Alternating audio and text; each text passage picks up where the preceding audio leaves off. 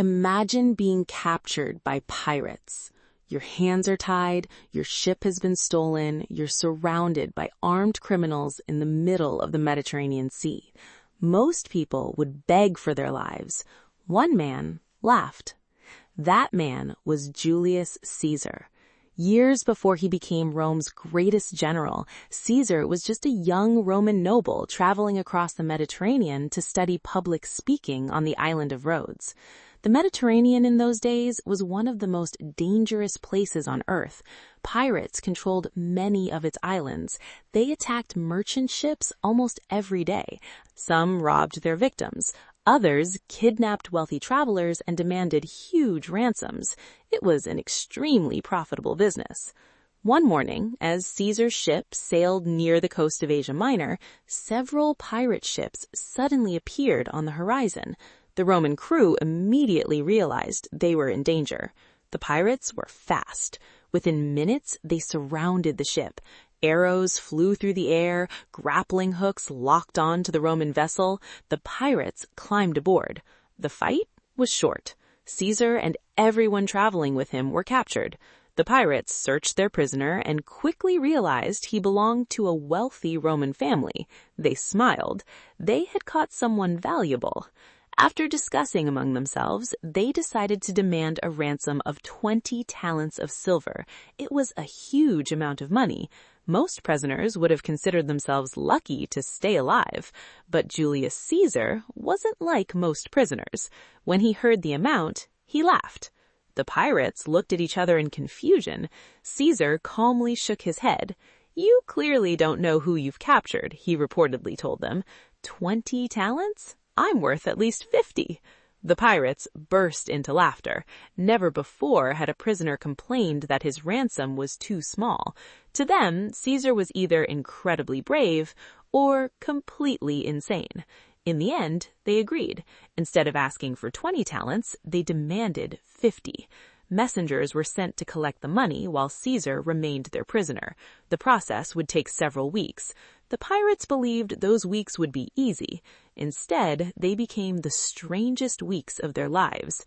Caesar refused to behave like a hostage. He walked around the pirate camp as if he owned it. He gave orders, he criticized the pirates whenever they made too much noise while he was trying to sleep. If they laughed too loudly, he demanded silence. Surprisingly, many of them actually listened. Every day, he exercised, he practiced speeches, he wrote poems. Whenever he finished writing, he gathered the pirates together and forced them to listen. After reading his work, he expected applause. If they didn't praise him enough, he called them barbarians with no education. The pirates laughed. To them, Caesar was entertaining. They thought he was simply an arrogant young Roman. But Caesar kept repeating one sentence over and over again. "When I am free, I will come back. I will capture every one of you, and I will have you crucified."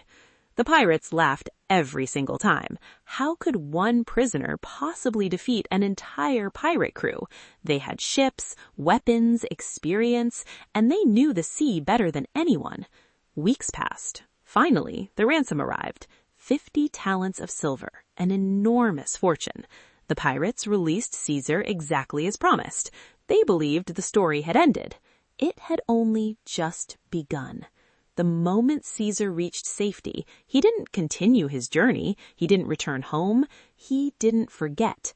Instead, he traveled to nearby Roman cities. Using his own money and influence, he requested ships from local officials. He recruited volunteers. He hired sailors. Within a surprisingly short time, Caesar had assembled a small fleet. Now, the hunter had become the hunted. Caesar knew exactly where the pirates usually stayed. After all, he had lived with them for weeks. He knew their habits. He knew where they anchored their ships. He knew they wouldn't expect him to return so quickly. His fleet sailed directly toward the pirate hideout. The pirates were completely unprepared. Some were sleeping, others were repairing their ships. Many were dividing the silver they had received for Caesar's ransom. Suddenly, Roman ships appeared on the horizon. The pirates rushed to defend themselves, but this time they were the ones trapped. Caesar's fleet surrounded them. The battle was fierce but short. Several pirate ships were captured almost immediately. Others tried to escape. Roman sailors chased them across the sea. One by one, the pirate vessels surrendered. The same men who had once tied Caesar's hands now found themselves in chains. The pirates could hardly believe it. The young Roman they had mocked had returned exactly as he promised. Every word he had spoken was becoming reality.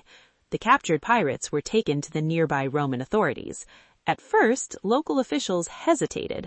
Executing so many prisoners was a serious decision, but Caesar wasn't interested in delays. He believed justice should be immediate. Without waiting for lengthy discussions, he personally took control of the situation. The pirates were sentenced to death. According to the ancient historian Plutarch, Caesar remembered one final detail. During the weeks he had lived among the pirates, some had treated him reasonably well. Roman crucifixion was one of the cruelest punishments imaginable. Victims often remained alive for many hours or even days. Caesar decided to show a small act of mercy. Before the pirates were crucified, he ordered that they first be killed. Even in revenge, he believed there should be limits. The pirates who had laughed at his promises were gone. Every warning Caesar had given them had come true. Years later, Julius Caesar would become one of history's greatest military commanders. He conquered Gaul, he crossed the Rubicon, he defeated powerful enemies in a civil war. Eventually, he became dictator of Rome. His decisions changed the course of Western history forever. But many historians believe this pirate incident revealed something important about his personality long before he gained power. Caesar never accepted humiliation. He never forgot an insult. He was fearless under pressure, and perhaps most importantly, when he made a promise, he intended to keep it. The pirates believed they had captured an ordinary traveler. Instead, they had kidnapped the future ruler of Rome. History is filled with battles between kings, emperors, and armies, but sometimes the most unforgettable stories begin with a single mistake. A mistake made by a group of pirates who looked at one young Roman nobleman and had absolutely no idea who they would become.